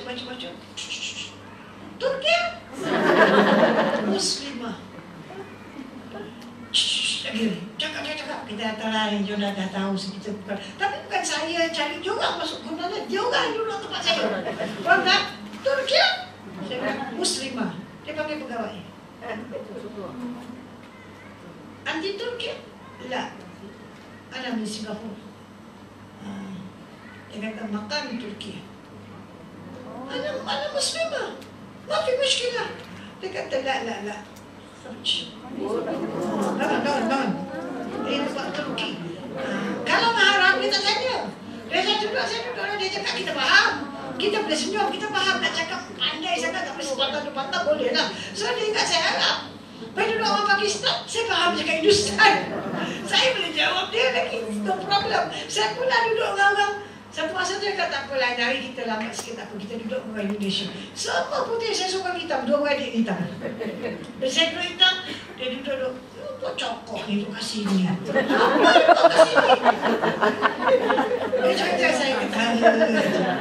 Kalau saya kat muka, saya orang Singapura. Dia cakap Melayu. Orang anggap satu dia masuk lift. Kalau masuk lift lift dah penuh tu. Tapi dia sondol saja. Tapi dia punya sondol bukan tak berada. Assalamualaikum. Dia masuk. Orang kita kosong-kosong pun tak beri salam. Faham tak? Dia penuh-penuh pun dia beri salam. Dia sondol, dia masuk. Okay? Tapi dia beri salam terhadap dia kan. Bagus terhadap dia. Jadi sampai saya tu dalam lift tu masih boleh lega. Boleh lagi 4-5 orang pun boleh masuk. Saya masuk. Dan saya bisa Assalamualaikum. Waalaikumsalam. Buat macam style Arab lah. Kita kata juga.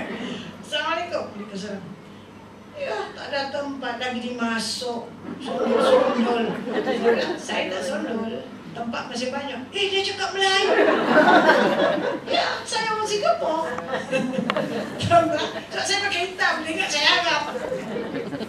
So, orang perempuan, awak punya suka. Nak pakai putih, boleh tak? Boleh. Afdal. Alah, dia tu pakai hitam. Apa nak pakai hitam? Hitam pun afdal. Sama. Kalau dia 100 markah, awak pun 100. Okey? So, tak ada perbezaan. Okey? Cuma kalau pakai putih, kain putih yang kita pakai dan Arabnya kain putih tak sama. Material tak sama. Kain putih kita jarang. Kain putih kita melekat di badan. Okey? So, awak kena pakai lining. Kemudian awak kena pakai lagi seluar panjang. Awak lining pun nampak. Okay, awak boleh nampak. Mama cakap, awak punya pakaian dalam daripada perut semua boleh nampak. Awak punya misalnya pakai seluar dalam pun alur ni boleh nampak. So, kain putih kita tak sama material. Orang Arab pakai kain putih, baju putih, tak nampak betul. So, material dia lain. Faham tak? So, kalau awak nak pakai itu, kena pakai baju putih yang tebal sikit, lining dan seluar panjang lagi. Untuk elak daripada seluar dalam awak punya bekas tu orang belakang boleh nampak. Okey? Ini kita pakai baju, kita kena jaga.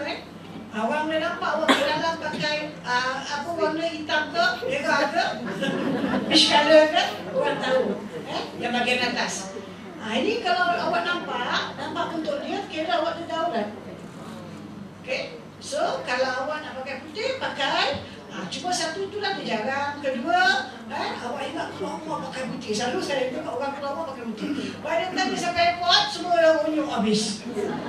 Kan? Kadang-kadang kotor. Kerana awak makan, tempat dah lah sempit kan?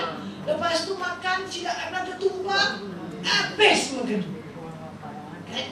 Jadi awak pada jangan nak pergi Arafah nak pakai putih. Bagus. Alhamdulillah. Afdal.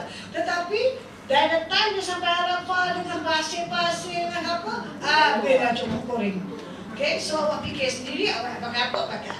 Boleh pakai gelap, boleh pakai putih dan sebagainya. Okay, so tak ada masalah sekarang. Dah faham boleh pakai apa. Cuma pakaian kita nak pakai, pastikan yang senang cuci, tak payah gosok. Awak taruh aja hanger, toskan air dia. Air dia dah kering, awak pergi sembahyang, subuh, awak dah tos. Awak balik, awak dah nak pergi sembahyang zuhur, awak dah angkat tak bilik. Tak payah tak air lagi. Nanti dah banyak saya pakai baju kat air. So dia kena angin sekejap dah kering. Petang dah boleh pakai. Tak payah gosok, tak payah apa. Saya kalau belayar kena bawa 3 helai baju je. 3 helai je baju satu kat sini, 2 helai kat bawah dalam. Kalau kita bawa 5 helai tak pakai, dah kita cuci kita gantung. Kita cuci kita gantung. Pakai gantung. Pusing saja tu. Pusing saja tu. Pasal baju kita senang dijemur. Baju saya kalau pergi Mekah punya, saya tak bawa tu bag. Bila nak belayar, bawa bag tu je. Barang pun dah dekat dalam, tak payah bawa kemas lagi. Tak payah nak fikir-fikir baju. Satu kali kita dah ada baju tu, dah pakai itu saja. Pusing-pusing pakai pasal senang jemur, senang kering, tak payah gosok. Itu yang mudah. Ini semua terpulang pada masing-masing lah. Ini saya cakap pengalaman saya kan. Masa pergi saya buat gitu. Saya selalu ada satu bag. Ini barang ni semua barang-barang nak pergi haji. Nak pergi, angkat saja. Senang. Baik. Dah habis mandi, manda semua. Dah siap dah pakai pakaian ihram. Bagi lelaki, orang perempuan tak boleh. Lelaki, bila nak pakai pakaian ihram, boleh tak dia ambil minyak atar sapu? Boleh. Belum niat boleh sapu. Faham tak? Dan niat tak boleh. Kalau dia dah sapu, lepas tu dalam kapal terbang dia akan niat. Tapi macam mana? Tak apa. Itu dimaafkan sebab awak pakai sebelum niat. Cuma kalau dia buka kain ihram tu, kan nak bawa yang besar, dia tak boleh pakai balik. Faham tak? Kalau dia pakai balik macam dia baru pakai. Pasal dia dah buka air badan. Kalau dia tak buka air badan, tak ada masalah. Perempuan langsung tak boleh. Ini nak pergi Mekah, Madinah, perempuan tak boleh pakai minyak atar. Tapi kalau pergi masjid boleh. Pergi masjid, pergi maulid Nabi boleh pakai minyak atar. Betul?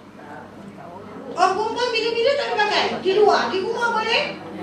Dalam rumah untuk suami boleh. Pergi maulid Nabi tak boleh. Pergi masjid tak boleh. Baik. So setelah kita mandi, dah pakai pakaian semua, sekarang apa kita nak buat? Baik lelaki, baik perempuan. Kalau awak belum sembahyang, katalah awak nak belayar pukul berapa? Nak belayar pukul 5 petang. Agak-agak zuhur asar pukul berapa? Ini saya nak tekankan sini Asar mungkin sekarang 4.30, 4.40. Mungkin susahlah kita kalau kita tak jamakkan. Tapi kalau ada masa kita nak belayar, hari itu asar pukul 4.03. Boleh tak kita solat asar? Bagi waktu asar? Boleh. Asal tak boleh? Keluar siang, sembahyang zuhur, habis sembahyang zuhur, keluar. Pergi sampai airport. Sampai airport, cepat-cepat masuk. Siap wudu. Masuk terus pergi dekat dapat solat. Atau awak kata saya tak nak pergi tempat solat. No problem. Awak masuk cepat.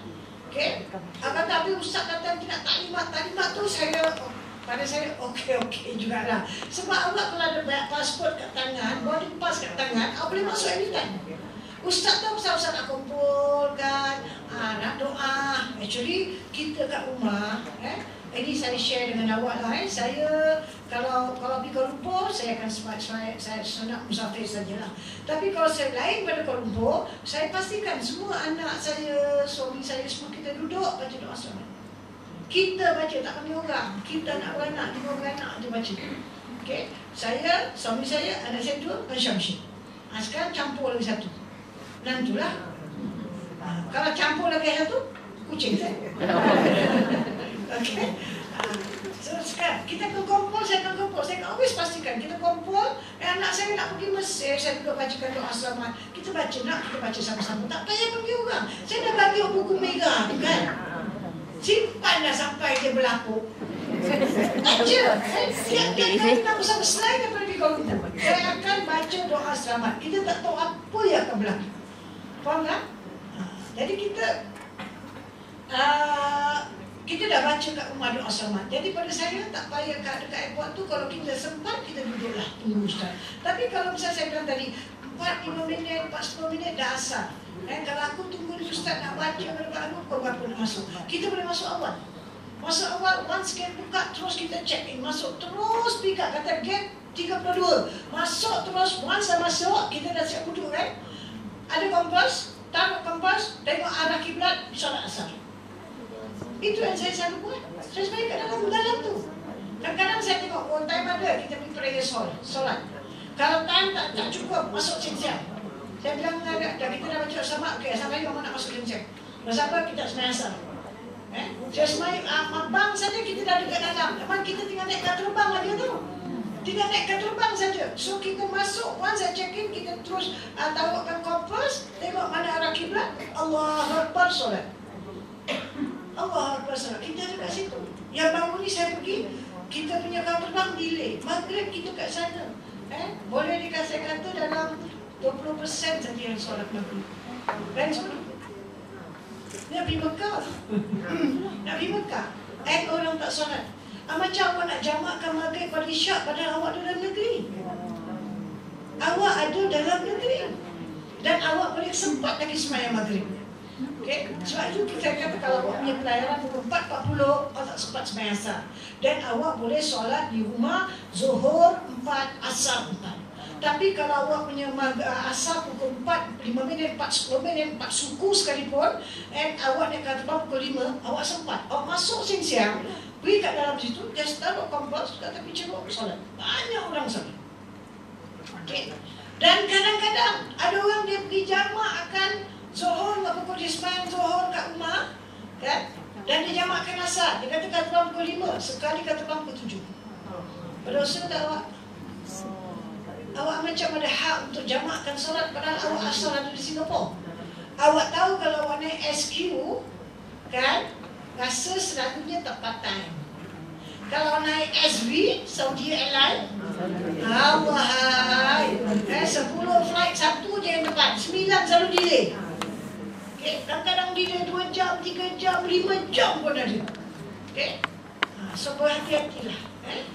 Jangan terus, mesti tepat. Dan kalau ragu, terus masuk ke dalam situ, kat situ juga saya solat. Saya selalu solat kat situ. Okay. Itu kita kalau yang ini. Kalau kita malam punya, sembahyang isyak, habis sembahyang isyak, okay. Awak nak buat ba'diyah isyak, awak nak buat witir, awak buat semua sekali. Habis tu penghabisan sunat musafir. Okay, awak jangan sembahyang isyak aja kalau kata awak nak melayan pukul 2 pagi. Okay, Syekh semua pergi airport pukul berapa? Pukul 10. Pukul 10. Apa asal? Apa yang lewat pukul 11? Apa asal? Awak sampai dia pasal apa? Awak semua dah masuk, semua dah settlekan, nak balik tidur. Faham tak?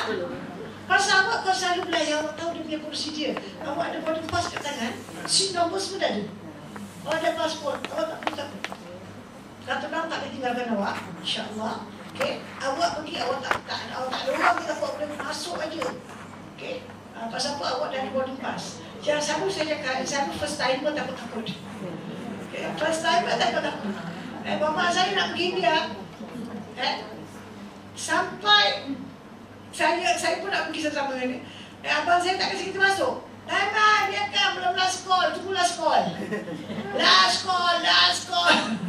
Masuk. Terus masuk kat terang. Bukan terang nak jalan, tapi kita nunggu. Jadi daripada muda sampai macam itu, kita dah tahu dah boleh angkatlah kat terang macam itu. So kita, kalau nak belayar malam, sembahyang isyak, ba'diyah isyak, maghrib lah, masuk waktu isyak, sembahyang isyak. Lepas isyak, ba'diyah isyak, witir.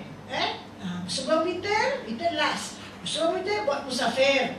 Lepas tu baru buat witir. Lepas tu baru pulang rumah. Kalau kita terlupa witir. Kalau kita pula nak sembahyang, nak belayar pukul berapa?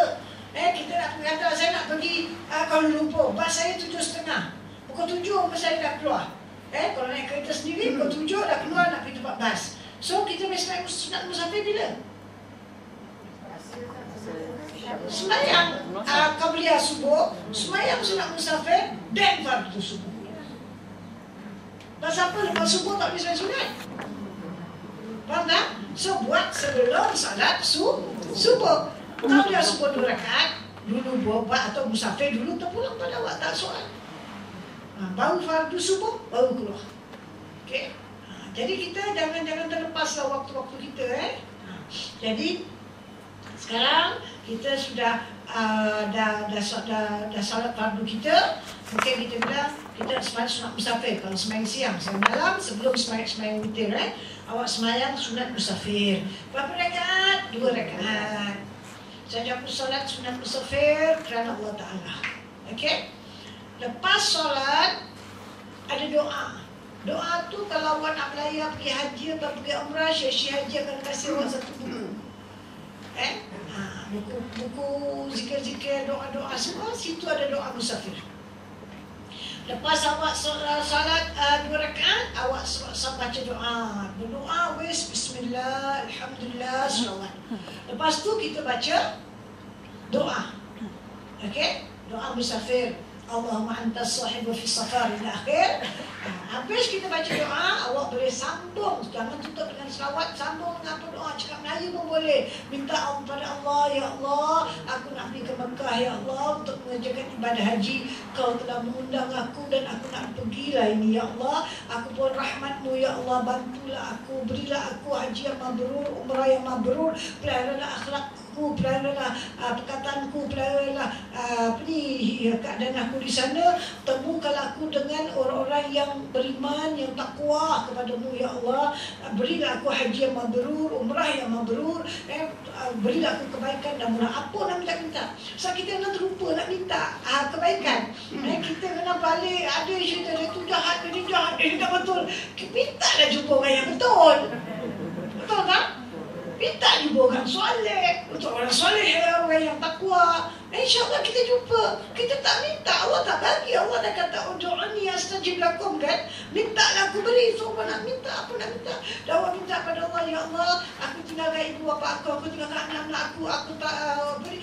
Titipkan, aku letakkan mereka, aku amanahkan kepada kau. Kau peliharalah anak-anak aku, keluargaku sebaik-baik pemeliharaan. Mudah-mudahan kau sihatkan mereka, sihatkan aku. Bagaimana kita berpisah dalam keadaan baik, kita bertemu juga dalam keadaan baik. Kalau ada sesuatu berlaku, ya Allah, tuangkanlah aku kesabaran. Jadi kita cakap pada Allah, betul-betul merayu pada Allah. Okay? Dan kita minta apa semua. Dah selesai semua doa, kita nak baca lagi. Bacalah ini 10 surah. Ni tak wajib baca. Kalau awak nak baca, sebab ni 10 surah ada banyak dia punya kelebihan. Bukan saja kerana nak pergi Mekah, Madinah. Awak nak pergi mana negeri pun. Awak kata saya bukan nak pergi mana negeri. Nurjan dia tinggal kat mana? Bukit Batok. Kan? You nak datang belajar dekat Masjid Darussalam. Keluar rumah baca 10 surah. Nuraini tinggal kat mana? Commonwealth, dekat. Jalan kaki pun boleh. Naik bas. Okey, naik bas. Dan jalan kaki pun jalan kaki. Asal keluar rumah, nak pergi pasar, nak pergi kedai, baca 10 surah. Okey, apa dia? Suratul Insyirah. Apa surah dia? Alam nashrah laka sadrak wa wada'ana anka wizrak. Suratul Qadar. Inna anzalnahu fi lailatul qadr. Tahu kita, saya rasa disebut surah. Kalau saya sebut, awak semua tahu baca. Cuma nama tak kenal. Dulu nama baca Lam Yakunil, baca Iqra. Bukan itu, bukan nama dia. Dia ada nama. Okay. Orang tadi awak belajar di sini, awak belajar kat mana? Masjid Darussalam. Awak belajar ustazah mana? Ustazah ni peranakan lah. Tinggi-tinggi, panjang-panjang, pendek-pendek, gitu-gitu. Apa nama dia tulang nama saya tahu dia pakai mata. Garang dia. Awak tahu semua, tapi awak tak tahu nama orang tu. Kamu juga tahu baca. Tuan Syirah semua jam. Bila pun saya tanya, semua jam. Saya nak alam Syirah. Suratul Qadar, dia diam.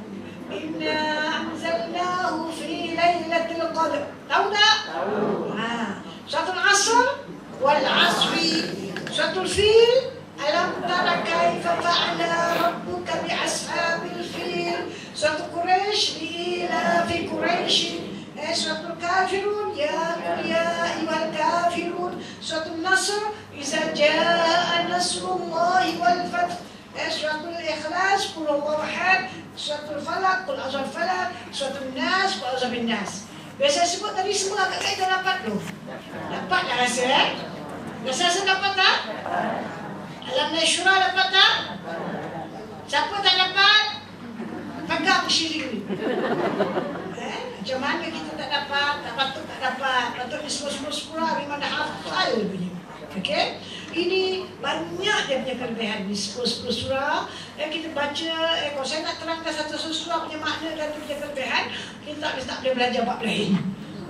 Jadi ini 10 surah banyak kelebihan. Bila pun keluar rumah baca, paling kurang awak tak dapat, ambil daripada awak ambil suratul Asr. Kalau awak tak dapat lah, awak nak keluar pergi belajar, nak pergi bahasa Arab panjang nah, awak ambil suratul Asr, suratul Quraisy, 3 kul. Qul huwallahu ahad, qul huwal falaq, qul binas. Suratul Asr wal asri, li'ila fi Quraisyin, qul huwallahu ahad, qul huwal falaq, qul binas. Ini setiap hari baca, keluar rumah aja baca, keluar rumah aja baca. InsyaAllah Allah lindung kita dari segala malapetaka, bala bencana, dari segala gangguan jin syaitan. Okay. InsyaAllah kita keluar ni macam-macam boleh berlaku. Boleh jadi orang opak, boleh jadi orang macam-macam boleh berlaku. Kita doa kepada Allah. Okay. Kalau kita pergi haji, baca. Kalau tak hafal, alamak, tak hafal. Ambil lampu kadam tu, hafal lah. Tapi bila nak kena susun macam gini, Bismillahirrahmanirrahim, alam nashrah laka sadraka wa wada'na anka wizrak. Habis tu nak baca surah ni, surah mak mabuk. Tahu kita bawa nak baca surah apa? Sebelum pergi haji dah check tu. Ini surah. Jadi tahu muka dekat depan, bacalah. Okey. Lepas tu nak tambah, saya nak tambah lagi boleh. Amanah Rasulullah nak baca. Okay. Habis awak baca semua, dah siap dah, kita dah pakai semua kan, dah baca, dah doa. Sekarang kita dah bangun lah, nak keluar rumah. Bila nak keluar tu, bagi kita keluar tu, kita nak peluk, nak cium, peluk lah, cium lah. Siapa nak peluk, cium. Okay. Jangan panik kita sudah. Ada orang panik. Okay. Jadi bila dia panik tu, ini orang dia tak boleh peluk, dia peluk. Orang ni tak boleh salam, dia salam. Kerana bukan pasti tak berdosa, dia macam panik kan. Ini barangkali suami dia anak saudara, dia puluh tangan, kita puluh tangan, awak ni nak pergi Mekah, janganlah salam bukan mahram. Ini barangkali abang ipar awak pun, suami awak ciumkan abang dia, awak pun ciumkan abang kan. Pasal apa? Saya rasa bukan dia nak buat dosa, dia panik. Faham tak? Kadang-kadang tak lagi yang tukang jaga pula, ini orang first time pergi haji. Jadi ramai lah yang hantar saudara mara adik kakak barangkali. Lepas tu kata, kan siapa yang nak pergi semua naik bas. Cepat, kak cepat kak. Atau mak cepat. Dari si mak ni pun tak tuhan, tak marah. Keluar kaki kiri. Bukan nak keluar kaki kiri, pasal dah dihogak-hogak kan. Jadi dia tak tuhan. Awak kena kontrol diri, tenang saja. Keluar, tersalam. Ini abang ipar. Bang, doakan saya bang. Jangan sentuh. Faham tak? Suami awak cium tangan dia. Awak jangan mabuk, cium tangan dia. Okay? Ini anak saudara suami. Ramai datang. Yang lelaki semua nak hulur tangan. Bila hulur, kita buat lah anak saudara. Awak boleh kahwin dengan dia. Suami punya kakak punya anak, suami punya abang punya anak, suami punya adik punya anak. Awak boleh kahwin dengan dia. Kalau anak adik-beradik kita tak punya anak, tak apa. Jadi kita bilang, tak apalah kita bantai cik dengan kau bantai sembahyang, doakan cik. Kalau dia tak datang kat kita pergi kata, Ali, cik nak berlayar, doakan cik anak mudah-mudahan sihat dan cik pak cik kau pun sihat, mudah-mudahan kita dapat umrah yang mabrur. Doakanlah kita cakapkan suruh doakan kita. Okay? Tapi kita tak sentuh. Kita jaga hukum, tapi kita tetap beradab sopan. Okey. Jadi kita nak keluar rumah, kita boleh salam. Dan kalau nak buat, nombor 7, nombor 8, kalau nak buat, tak nak buat tak perlu. Sedekah. Sedekah paling kurang 7 orang. Lebih pun tak apa. Kurang pun tak. Tapi kalau paling kurang kita ambil 7. sedekah. Siapa-siapa lah kita nak kasih yang datang, maka dia datang ziarah-ziarah kita. Orang tu nak balik, kita rasa kita ada duit, nak kasih berapa nak kasih ustazah. Berapa yang nak kasih lah? 5 juta seorang. Ya, nah, orang nak kasih awal ikhlas. Pak kata saya malu nak cari 5 juta. 500 tak mampu. 50 seorang tak mampu. $5 seorang mampu. Kalau boleh kasih $5. Atau $2 dulu yang termampu tersebut. Awak kasih ikhlas, tapi tak mesti sama. Mungkin kata, ni mak awak bukan nak kasih sedekah, kasih hadiah. Awak jumpa mak mertua, awak kasih duit. Berapa? Bahkan orang lain awak kasih $5. Mak sendiri kasih 50, bapak 50, mak mertua 50, bapak mertua 50. Kalau awak ada duit, banyaknya. Kita kadang-kadang keluar sesama ingat macam itu. Tapi kalau benar-benar kita beringat, kita suka nak kasih orang, kita tak ingat macam itu. Kita kasih mak mertua kita, mak kita, keluarga kita yang terdekat. Kita kasih. Ada orang tua-tua, tengok orang ni orang soleha, kita kasih. Katalah awak dekat masjid ni ada yang nak pergi haji tahun ni.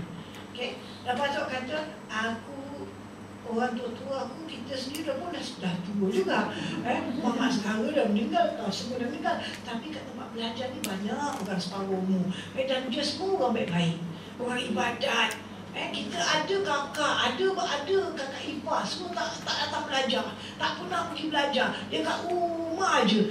Sama ada dia masak, dia jaga cucu, atau dia tengok TV tak habis-habis. Tapi yang orang belajar ni semua orang baik-baik kan. Tiap hari Senin belajar. Mungkin abang lebih pada tu. Aku nak kasih mereka, orang ni bukan darah daging lah, tapi saudara dalam agama. Boleh tak? Lagi utama. Kita beri orang-orang beriman yang solehah. Itu lebih utama. Faham tak? Bagilah kalau nak beri. Kalau tak nak, saya tak nak bagi. Dia cuma bagi saya. Okey. Itu no problem. Cuma jangan harap. Misalnya ada orang, dia tak ada dalam Islam kan, saya bilang, awak nak pergi umrah, nak pergi haji, buat kenduri. Kan? Ni banyak orang buat. Lagi-lagi kalau orang first time. Buat kenduri sampai bawah kolong. Buat kad semua. Ada tak kena jemput-jemputan? Pakai kad. Saya pernah pergi sampai RC ni orang semua dipanggil. Cina-Cina semua datang pergi cerita. Ni saya bilang. Ini orang nak pergi umrah. Dia nak pergi mungkin nak kasih makan selalu mara. Pada saya tak menentang, saya tak sokong. Saya tak galakkan, tapi saya tak menentang. Kalau kata saya nak pergi kenduri, katalah awak first time nak pergi haji. Dan awak ni, awak kata tak pernah umur lah kasih makan selalu mara. Awak hajat kasih makan selalu mara. Bukan orang luar lah. Barangkali sebelah suami, sebelah awak yang rapat-rapat saja. Jangan rapat-rapat. Awak kata semua hidup aku pun tak pernah. Nak kasih anak kahwin, anak belum kahwin misalnya. Kan? Tak nak bikin kenduri macam mana. Raya pun nak kasih makan diorang semua. Bukan boleh datang satu time. Jadi awak kata tak apalah, ni kita nak pergi umrah. Hajat sangat nak kasih. Awak punya niat bersih. Nak kasih makan saudara mara yang rapat. Okey. Awak jemput, awak kasih makan. Awak niat kerana apa? Kerana Allah. Kerana Allah jangan awak fikir-fikir cokak-cokak. Kira-kira tak apa, kita belanja. Bikin belanja sikit. Tak perlu kuih. Bikin goreng-goreng mi buat laksa. Bikin roti masak kuah kari daging dengan dalca. Tak bukan roti pun janjilah tu. Kalau semua orang datang, kalau kita ada bacaan, baca doa selamat, kita kira-kira, kalau satu orang kasih aku 10, aku dapat 10 orang berapa. Kalau semua kasih 20, satu orang. Awak nak kira macam itu, at least balik modal. Tak untung pun tak apalah, balik modal. Dan datang, Fatimah datang dengan suami. Fatimah salam awak datang, salam awak tak kasih apa benda. Balik pun kosong juga. Awak pun tengok tak kasih, tak apalah, maka suami dia nak kasih. So orang semua dah balik. Yang perempuan yang nak pergi meraku haji ni tanya bang, tadi si Ali datang tu salam awak. Salam. Dia salam dan dia kasih awak pun tak ada. Itulah Fatimah pun tak kasih lah, kita bukan minta. Kata macam itu, kita bukan minta. Tapi tak baik kan, kita pertama kali nak pergi haji. Tak kau dah tak kasih. Awak dah tak ikhlas. Awak bikin majlis kerana tak kau keuntungan. Awak punya pahala dah akan rosak. Okay. Kalau awak nak bikin kenduri, tak ada dalam Islam. Islam tak suruh nak pergi haji, nak pergi umrah buat kenduri. Tak ada. Okey? Awak nak bikin kerana apa? Ingin nak kasih makan saudara mara. Ingin saudara mara datang rumah aku ramai-ramai. Mudah-mudahan orang datang rumah kita. Bila-bila tahu, bukan pasal nak pergi haji. Bila-bila pun kalau orang masuk rumah kita, Nabi suruh man kana yu'minu billahi wal yawmil akhir falyukrim dhaifa. Barang siapa beriman pada Allah dan hari kemudian, hendaklah dia muliakan tamu. Kenapa? Sebab orang ni datang tak kosong, tapi dia tak ada bawa apa-apa. Buah tak ada, tamak tak ada, kuih tak ada, mi tak ada, duit tak ada, hampa tak ada. Banyak dia bawa. Apa dia bawa? Rahmat Allah masuk rumah kita. Itu lebih hebat dari murtabak kan? Itu lebih hebat dari kuih kan? Dia bawa rahmat. Jadi orang ni dia kata aku nak kasih makan orang kerana Allah. Dan aku nak Allah biar rahmat datang rumah aku. Kita nak pergi Mekah kan? Kita nak pergi Mekah, mudah-mudahan dengan rahmat Allah kita selamat pergi sama balik, dapat haji mabrur, dapat banyak kebaikan. Kita niat gitu aja. Kita tak ingat orang kasih tak kasih, kita tak tanya. Dia kasih, ambil. Dia tak kasih, tak kisah. Saya bukan jemput awak kerana awak gabung. Jangan malam awak saya tak bawa apa-apa awak. Saya kalau kabut, mak sakit kat hospital kan. Awak dah bikin kenduri, saya datang juga. Saya tak bawa apa-apa. Jangan nak gitu. Saya bukan minta awak suruh bawa apa-apa. Awak datang dah besar. Ini mesti daripada ikhlas nanti. Aku cakap aja. Saya tak tak kasih. Mak dia sakit-sakit lah. Udah RM5 aku. RM10 pun jadi. Itu awak dah tak ikhlas. Susah ikhlas. Okay. So kita jagalah perkara tu So bikin kenduri tak ada dalam Islam nak pergi haji. Tapi kalau orang balik haji boleh bikin majlis kesyukuran. Itu ada. Sebelum tak ada. Sesudah ada. So awak nak pergi bikin anak-anak je boleh tak? Macam saya bikin setiap kali nak keluar, kau anak-anak baca doa selamat. Kau pun nak keluar apa? Okey, pagi alkan belum, alkan sohor, ni semua duduk. Lepas baru mama nak semayang. Apa ni, semua duduk. Ramai-ramai kita semua lah. Semua orang satu-satu buku merah. Baca. Kadang-kadang baca doa. Kadang-kadang saya tak kasih anak lelaki saya baca. Dia baca memang cepat. Memang huruf dia betul. Tapi macam MRT. Tak bernafas. Saya selalu cakap dia, macam mana? Kalau aku nak beli kau akan suruh dalam macam mana cakap orang macam itu? Kau kena cakap dengan sebab saya cakap dengan ini, saya nak cakap dengan awak pada awak. Betul tak?